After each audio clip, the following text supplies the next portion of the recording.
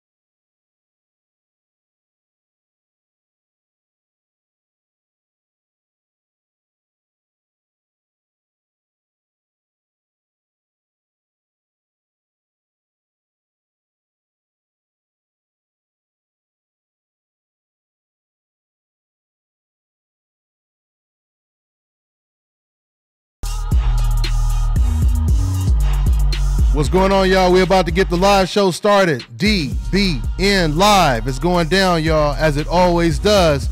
We're going to talk about all these fights.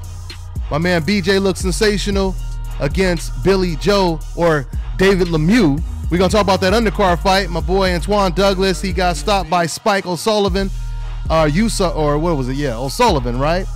Also, we're going to talk about Ulysses getting that win and what's in the future in the middleweight division. It's getting serious, boy, in that middleweight division. So just stay tuned, y'all. We about to get it in. Yep.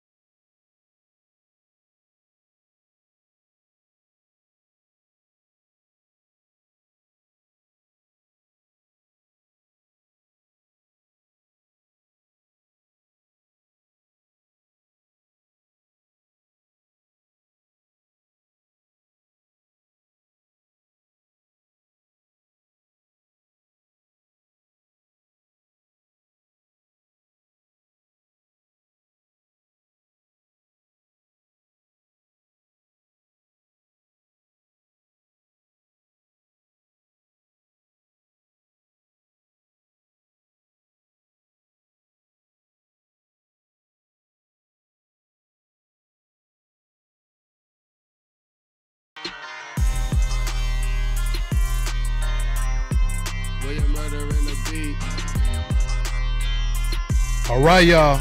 Let's get it. Another one. Dante's Boxing Nation live is going down, y'all. let's go ahead and get into it. Let me go ahead and check out the comment section and give shout outs like we always do. Let's see what it is, man. What y'all talking about over here?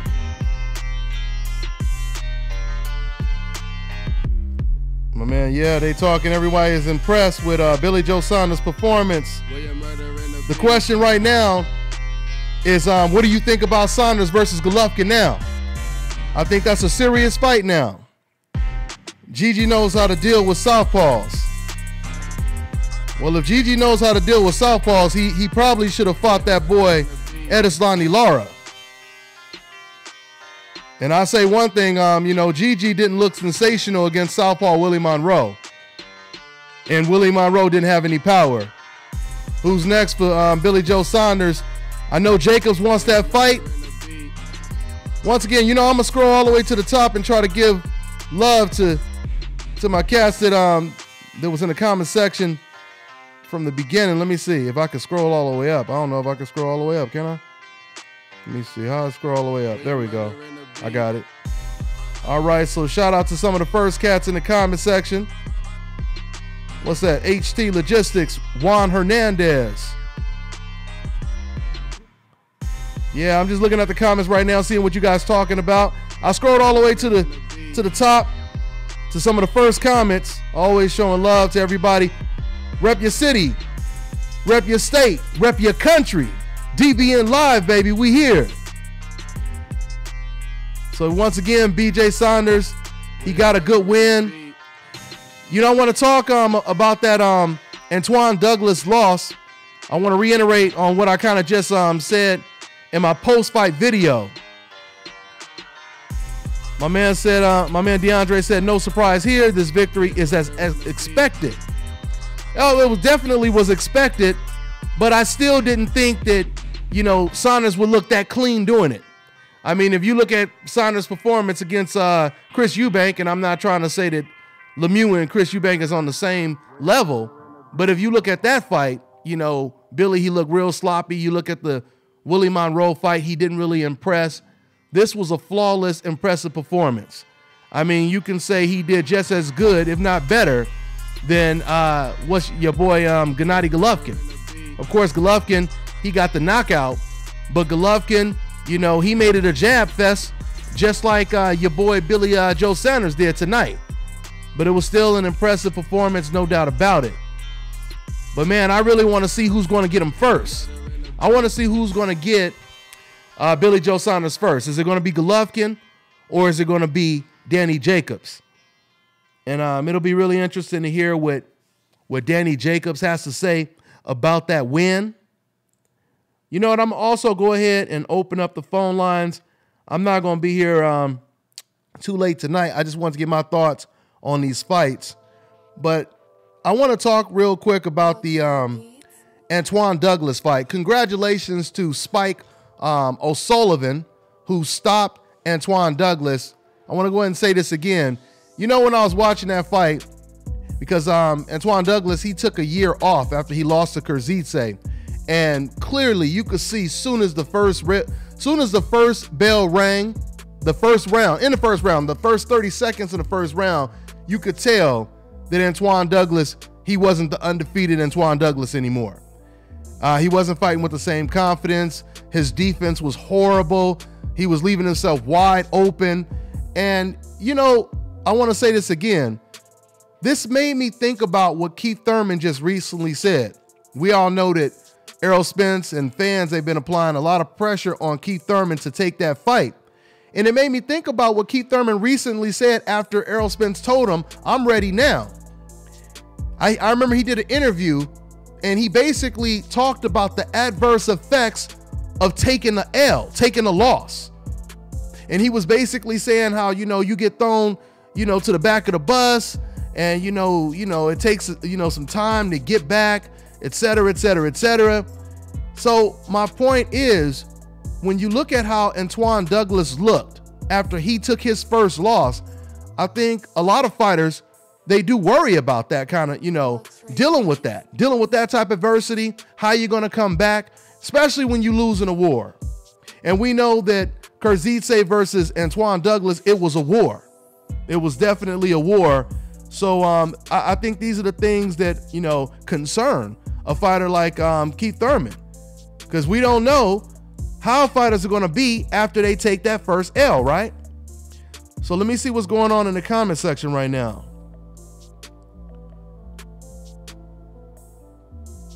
My man said Douglas was never that good to begin with. I don't know if you have been watching Douglas, but let's just say hypothetically that was true. Even if that were true, if you seeing him doing different things that he's been doing before, like getting hit with shots that he usually doesn't get hit with, and he's been in there with some good competition, that clearly shows a regression. And we've seen a regression no matter how good you think he is. On a scale of 1 to 10, you could say he was a 5. But we seen him at, a level of 2 tonight. And once again, that was the confidence that was taken away from him psychologically. It had to be extremely difficult for him to deal with that loss. So, that's pretty much what it is, man. But hopefully he'll be all right. He's accomplished a lot. For those of you guys who don't know, Douglas, he has a sister, and she's a boxer as well. And they were so good that they were the first brother and sister pair from the United States to go to the Olympic trials together. So, he had a great story and everything, but, it pretty much is what it is. Let me go ahead and check out the comment section. Let me see here. Yeah, my bad, man. I didn't even have myself on the camera over here. But anyway, y'all, so yeah, man, I'm just over here checking out the comment section right now. My man said, just like Broner. Yeah, Broner didn't look exactly the same, after he took his first L, but he still had his wins in between where he looked impressive. He looked good against Ashley Theophane. He looked good against, Oliver Diaz. He looked good against him, so he was like hot and cold Broner. But, that boy Antwon Douglas, he didn't look anywhere near the way he looked when he was undefeated. My man Kim Dunn said, what up, DBN? That's what it is. Saunders versus Jacobs. Yeah, man. That's the fight. I mean, once again, it's going to be a race. I don't even know if Golovkin is going to be crazy about fighting Billy Joe Saunders. Billy Joe Saunders is not only a very, very talented fighter, he knows how to control distance and range, but on top of that, he's pretty big. As a middleweight, he's pretty big. He's not a small middleweight, and he knows how to control distance. So, I believe that he would definitely give your boy Golovkin some problems in there. I'm not saying he would win yet, but he would give him some problems. Let me go ahead and check out this comment section. Let me see here. Douglas, my man said Douglas is done. My man said, Dante, what up, boy? What's going on, DeAndre? My man said, bro, watch the GG Jacobs punch count video.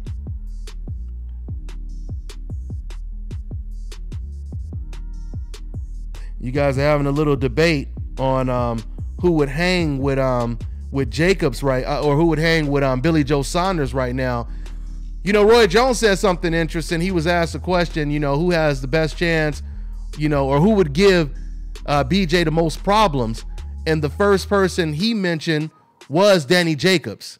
He said he believed Danny Jacobs will give him problems. He said he thought Gennady Golovkin, if I'm not mistaken, he said he thought Golovkin will give him problems too. But, Billy Joe Saunders, man, he was really impressive, man. He really impressed me tonight.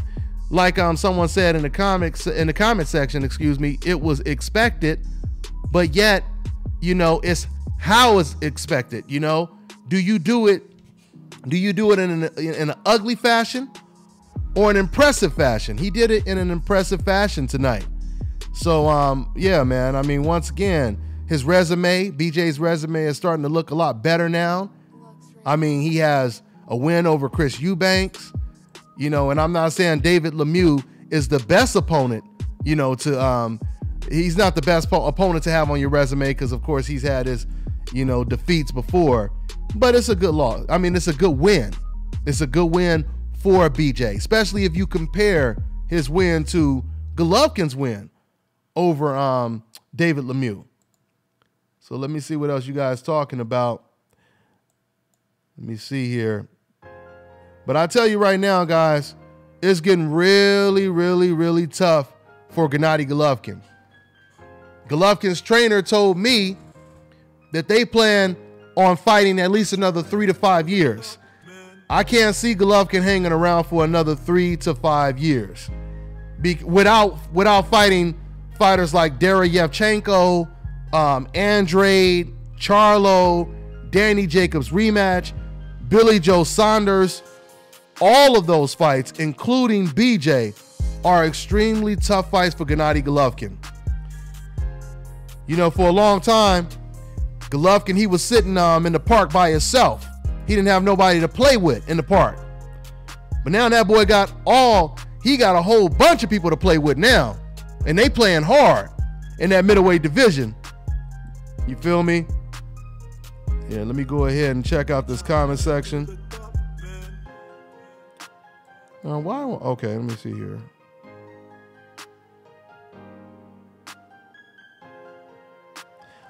Shout out to my man Rio Amon.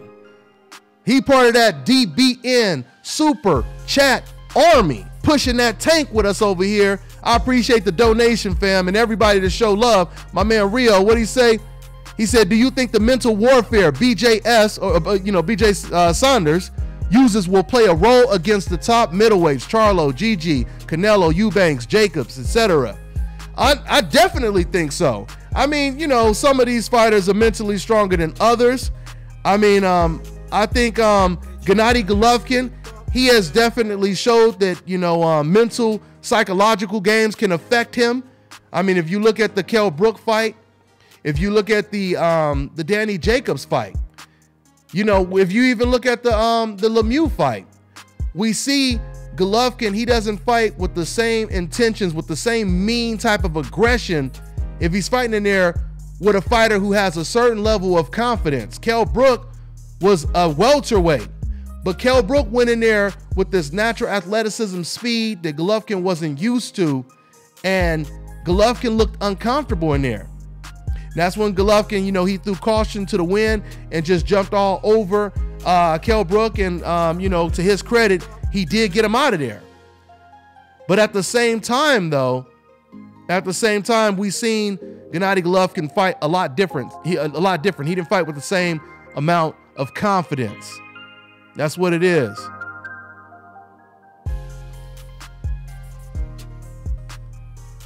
Yeah, I'm looking at the comment section. I heard somebody say, stop hating on Triple G. What did I say that you disagreed with?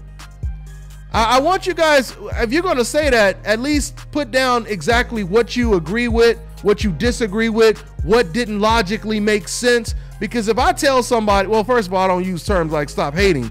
I'm just going to tell you what logically makes sense and what doesn't. I'm going to tell you what's the truth and what's not the truth. And I'm going to leave it at that.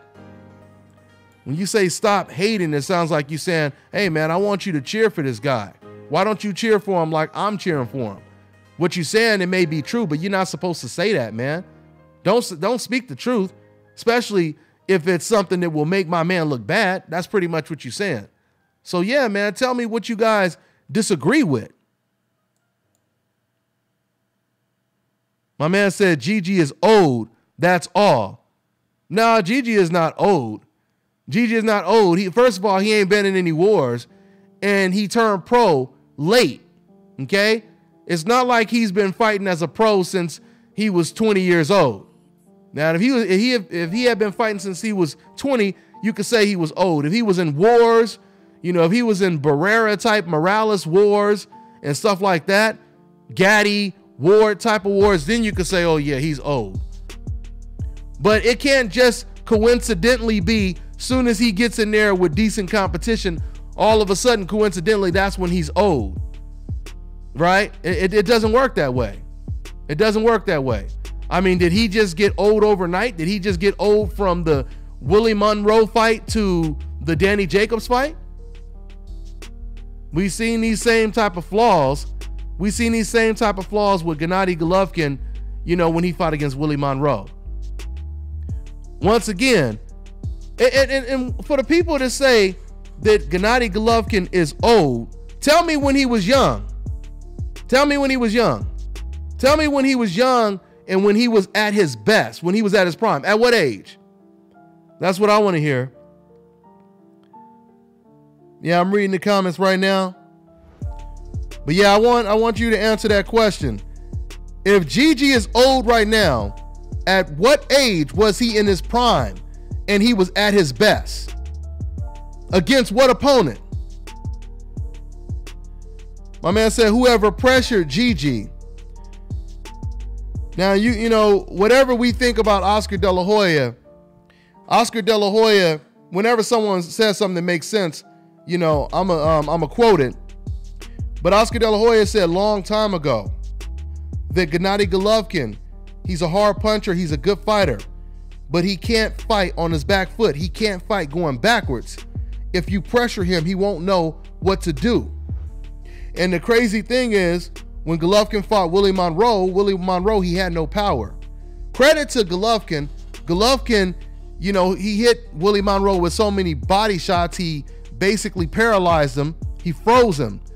And when he did that, Willie Monroe wasn't able to use his feet, so Willie was forced to fight toe-to-toe with Golovkin, having no power.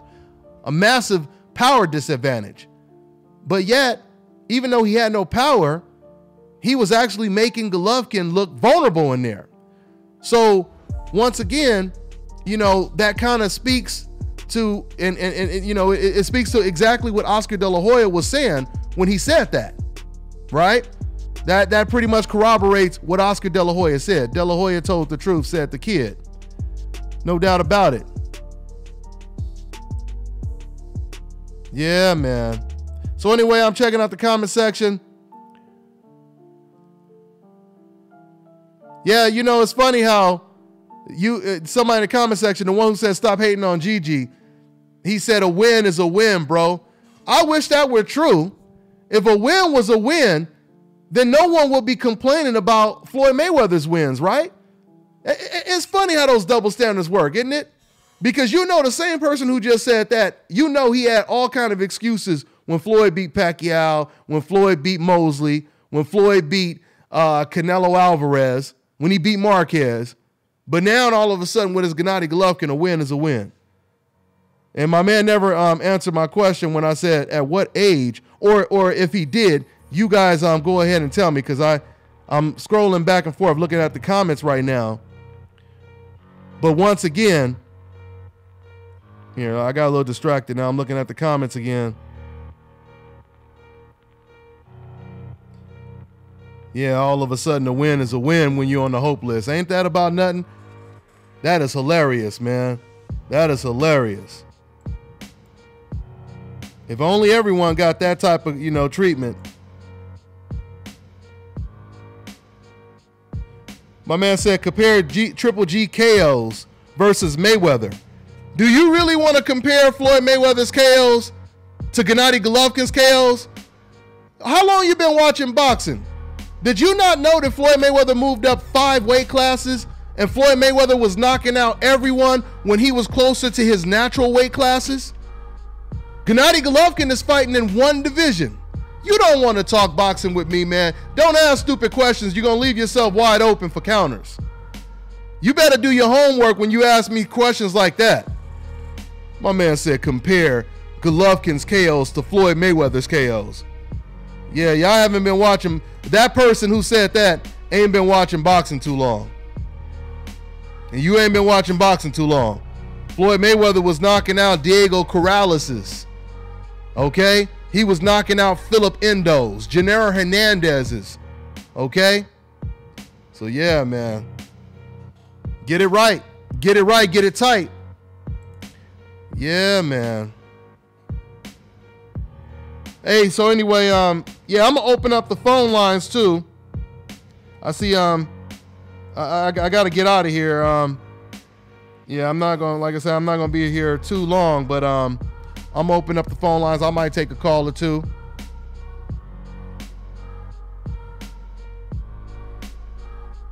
Yeah, I'm looking at the comments right now. Is Abel Sanchez the best trainer? What do you think? You answer your question. I want to know what you have to say about that. Yeah, man, but we're going to see. We're going to see if Gennady Golovkin is actually going to face one of these tough challenges in the middleweight division. Once again, you have Demetrius Andrade. You have Charlo. You have Derevyanchenko. You have Danny Jacobs.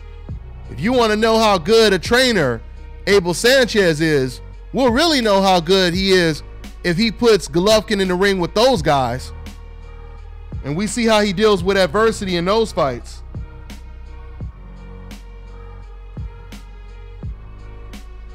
Yeah, man. So that's pretty much what it is. Let me go ahead and check out the comment section again over here.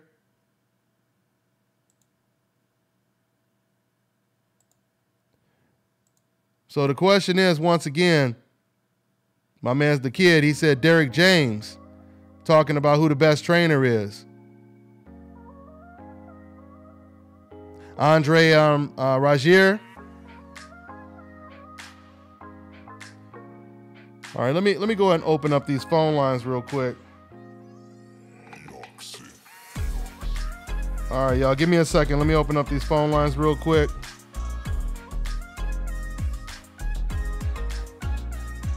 Yeah. William Murder and the Beat. Yeah. I'm just opening up the phone lines right now, guys. Let's see here.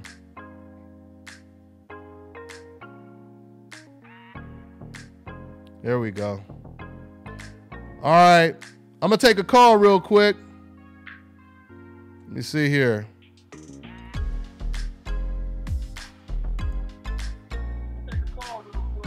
All right. We got my man, 323. What's going on, man? What's happening, Dante? Man, I'm first caller again. Reggie. You on Reggie, right? Yeah. Yeah, I'm starting to get these names down now. What's going on, Reggie? What you think? What's on your mind, man? Oh man, I want to speak about that Antwon Douglas, man. It's just a sad situation to watch young talent like that reach his point, man. It looks like he's done, man. Yeah, man. It's unfortunate, man. I mean, once again, you just never know how cats are going to react, to losses like that. You go to war at a young age, and he took a lot of punishment. I didn't even realize that he took a whole year off of boxing after that. I mean, that alone, is hard to come back from. You taking a whole year off, and then you go in there with an aggressive fighter who's pretty good and decent, at the same time. Yeah, man. I mean, that's something right there. And shout out to my man once again, my man leading. He pushing that tank with me, man, real strong. I appreciate you, Rio. He said, can you go deeper on the science of punching power? How can a professional fighter not have punching power? Is the lack of punching power based on technique, physical attributes, psychological, etc.? Well, there's no doubt about it. Some people are just, physically, naturally stronger than others. I mean, there's levels of power on a scale. I always say on a scale 1 to 10, some fighters are 10 when it comes to power. Some fighters are just naturally strong. But in the sport of boxing, you have different type of power. You have that type of timing power that someone may not see, and you get caught with, and you may get knocked out by that person quicker than you get knocked out, by a person with power, a person with a lot of power. Like I remember when David Tua, I go all the way back when David Tua, as great of a chin as David Tua had, one of the only fighters I remember like hurting him real bad was Chris Bird, a fighter who had no power. Chris Bird hurt him real bad with a body shot, So, once again, it comes down to timing. But there's no doubt about it. Some fighters, are naturally stronger than other fighters. And, that probably, goes for any sport, to be honest. So, Yeah, man, that's pretty much what that is. But yeah, Reggie, I mean, it's unfortunate with your boy though, Antwon though, man. It's real unfortunate. Right. And like I said, but this is why, I want to keep pressing this point. This is why you have some fighters, they feel everything is on the line and they are not willing to lose because they're afraid of their career, taking, a regression like this, to where they may not be the same. They don't know how they're going to deal with it.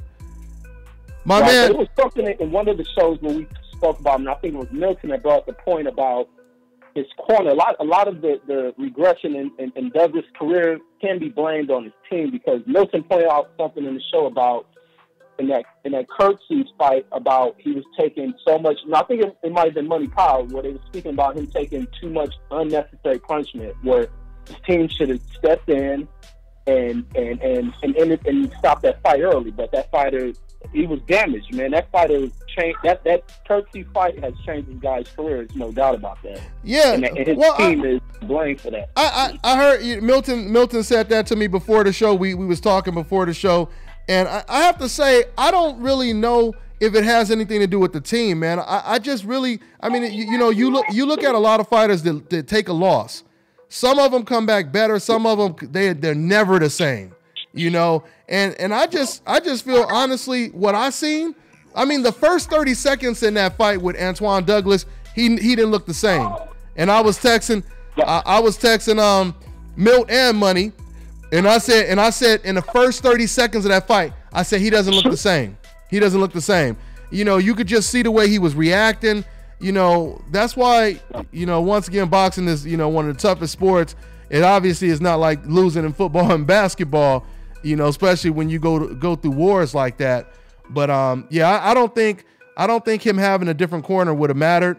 I mean, he had Shakur Stevenson's trainer in there with him, and I'm not saying I'm not saying Shakur Stevenson's trainer is the greatest trainer of all time, but he's a good trainer. He's a good trainer, and yeah, I just think that loss, man. That loss, it really affected him. This dude in the comment section, I just want to go back. Dude in the comment section, who's I guess I'm trying to figure out who he's trying to compare Golovkin to. He said Dante Triple G has never been hurt. He said how? I don't understand what your point is. Who are you comparing Golovkin to, and what are you trying to suggest that means about Golovkin? Are you comparing him to anyone? Go ahead, Reggie. You being a dead drum with suburban-minded cats. I mean, they stick to these white hype fighters, and they will always find Golovkin is not a top-level fighter. Golovkin has been built upon the opponents they were giving him. Now it's monsters in that division, and his team is avoiding these monsters. So the hyping of who Triple G is coming to an end. When he stepped up in competition, he ain't the monster that they try to create. He's just an ordinary guy. Even in the Canelo fight, we watched Canelo take his best shot, shake his head at him like you ain't got shit. Mm-hmm. So he's stepping there's a young breed of hungry guys in that division. He's gonna walk into it, and they're gonna crush this guy. But his management team knows not to put him in there. They're gonna try to ride that wave as long as they can. But the Golovkin train is over with, but suburban cats will always hold on to their white hose. Yeah, no matter how much you try to be. But no, you're absolutely right, Reggie. But I love to respond to cats like this. It's not about just educating that person in particular. It's about when I answer, his question, when I respond to him, I'm responding to all of them because they all have the exact same talking points. So when they get hit, with something that logically makes sense, it just makes their argument look that much worse. So that's all it's about. If they want to convince themselves that what they're saying is making sense, I'm just gonna ask them simple questions, and when they can't answer it, that pretty much explains what the truth is. My man said, I mean, that's the suburban mentality where they would knock a guy like Floyd who has accomplished everything. The same suburban mentality type folks are people who praise a movie character. They think Rocky is some goddamn great boxer. This is the mentality of suburban people, but I mean, it's elementary. It's elementary. You know what? I want this dude to call in because it's easy. It's easy to just keep posting stuff in the comment section. I'm the one who's talking about Gigi. I want them to call in. And you don't worry. You know, I'm not gonna make you look real bad. We're just gonna talk boxing. You know, we ain't not gonna act ignorant or nothing like that. But I want you to call in. And this Joe Cortez? What's his name here? Joe Gomez. Go ahead and call in too. Yeah, y'all call in. Yeah, I want you guys to call in. Joe, I'm calling Mr. Gomez. Mr. Gomez, I want you to go ahead and call in, man, and tell us what exactly you disagree with. You know, because like I said, it's easy to sit over here and talk about this, you know, just putting these little vague little comments with no substance. Call in. If you truly believe what you're saying logically makes sense, call in. If you deep down don't believe that it makes sense, you won't call in. You won't call in. Every decaf will get at least one opportunity to call in. That's for sure. We're gonna give you one shot. All right. And a lot of guys can't even determine why they. Dude said when I told him to call in, he said, "I'm out of here." That's what I'm talking about. They know what time it is. It's therapeutic to say stuff like that, Reggie, that logically doesn't make sense. We know what time it is. We already know what time it is, man. Here, hey. Yeah, they're learning that shit from HBO and ESPN, and that's why they grasp them. But he couldn't give you one reason what makes Triple G great. Oh yeah, of course not. But you notice they'll keep saying stop hating on him. And then this is why I ask simple rhetorical questions. Because when I ask you simple rhetorical questions, you're almost forced to contradict yourself if you try to answer it, you know, honestly. So once again, when I'm asking you the question, who are we comparing Golovkin to? You keep saying, "Oh, he's never been hurt." I can name you a ton of fighters that's never been hurt, but what does that say about them, though? What does that say about them? Right. You know? Okay. Anyway, hold on for a second, Reg. I'm gonna take another call. All right, we got 928. What's going on, man? What's your name? Where you calling from, man? Man, what's up, man? My name is Dakota, calling from Northern Arizona. What's going on, man? Just want to call in and say, man, I'm a big fan of the show. I mean, you like the only boxing resource I go to. You get the heads up and all that. And I just want to say, keep doing your thing, man. Oh, thank you, man. I appreciate that. I appreciate that. Yeah, man. Anything else on your mind? That's about it? Man, I don't think Billy Joe Saunders is going to fight Triple G. That's the only thing I'm going to say. You think he's going to fight Triple? I mean, he done told us that, 3 times already? Mm-hmm. And how close did it come? I don't think Billy Joe want to see Triple G. Yeah, and I mean, the question, you said you don't think Billy Joe wants to see him? Is that what you said? Yeah. I mean, you know what? Anything is possible. I don't really know what BJ is thinking, but I thought that was kind of weird that he said, you know, I wasn't loving boxing back then and, you know, and all this kind of stuff. But he said, but call me out now. Why would you tell him to call you out now? You know, you should say, I want Golovkin next, you know, but I mean, I'm not ready to say BJ doesn't want it because I truly believe, I'm not saying he would beat BJ, but I think he would do good. I think he would do good against BJ. I mean, once again, you know, we seen Willie Monroe, who's another southpaw, who's not on the level of BJ, and BJ beat Willie Monroe. You know, I'm not using the triangle theory or nothing like that, but I'm just saying that I believe, you know, his southpaw style, you know, his range, his natural size, you know, it might even intimidate Golovkin a little bit.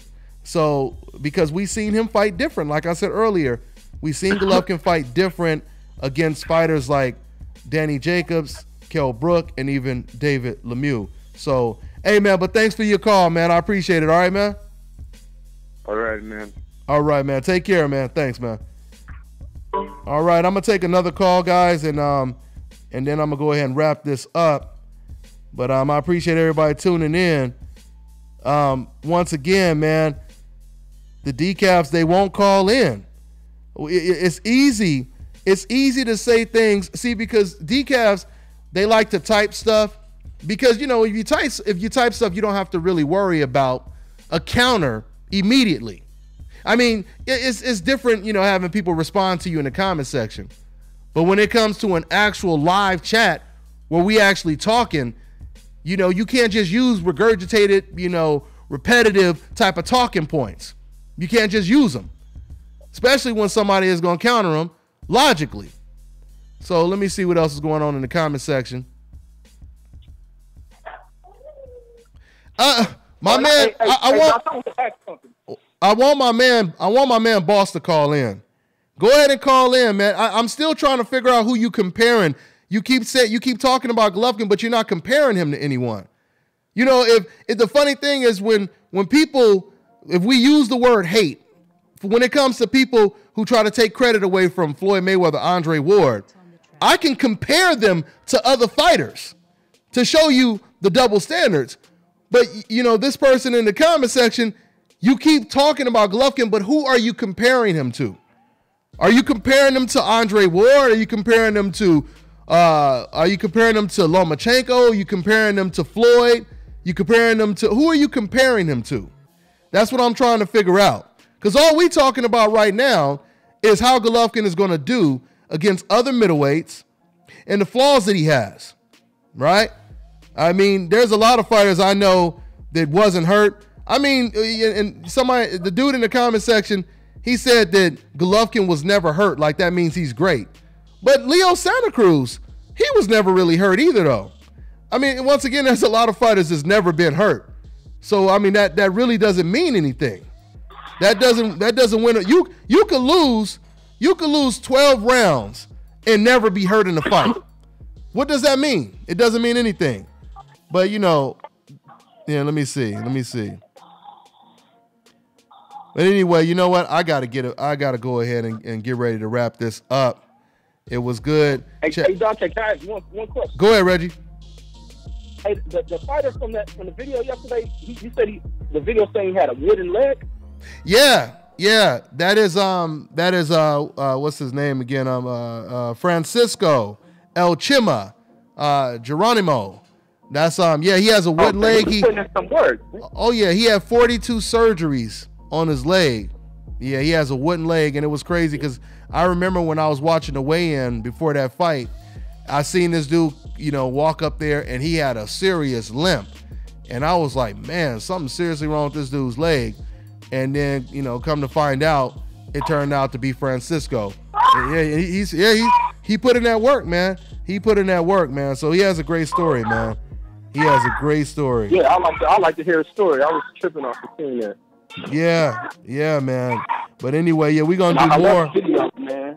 What's that? I was saying I love the videos and all the videos you downloaded, man. Hey, I appreciate it. Keep that shit, man. Hey, what's that? I was saying, please keep doing it. I look forward to looking up all the new updates and the videos you put out. Put out a lot of information for this game. I got you, fam, and I appreciate it, man. So, yeah, man, we're gonna go ahead and wrap this up, man. Thanks for calling in, Reggie, and once again, hopefully, take care, Reggie. Hopefully these decafs, you know, they'll get enough courage to call in and try to talk that, you know, regurgitated type stuff on air, but you know they ain't gonna do that though. So that's pretty much what it is. So guys, once again, I appreciate you guys tuning in. Tomorrow we're gonna be doing the actual radio show. This is just the live little post-fight feed. We're doing the radio show tomorrow with the full panel, guys. Okay, so I'll see you guys at 6 o'clock Pacific Standard Time, 9 o'clock Eastern. That's what it is. Y'all already know what it is. It's the nation, baby. Yep.